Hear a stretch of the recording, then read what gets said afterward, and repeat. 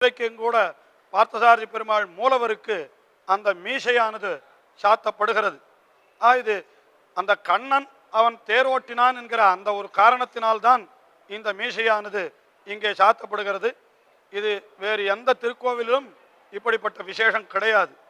இங்கே இருக்கிற உற்சவர் ஸ்ரீ பார்த்தசாரதி பெருமாள், அவர் ரொம்ப விசேஷமான திருமேனி. அதில் என்ன விசேஷம் என்றால், பாரத போரிலே அர்ஜுனன் மீது பீஷ்மர் விட்ட அம்புகளை எல்லாம் அந்த அர்ஜுனனை காப்பாற்றுவதற்காக தன்னுடைய முகத்திலே ஏற்றுக்கொண்டானாம் கண்ணன்.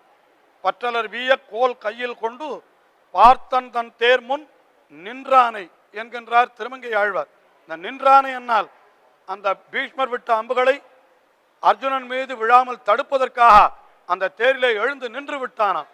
அந்த பானங்களெல்லாம் அவனுடைய முகத்திலே பட்டு, அதனால அந்த முகத்திலே அம்பினாலே ஏற்பட்ட வடுக்கள்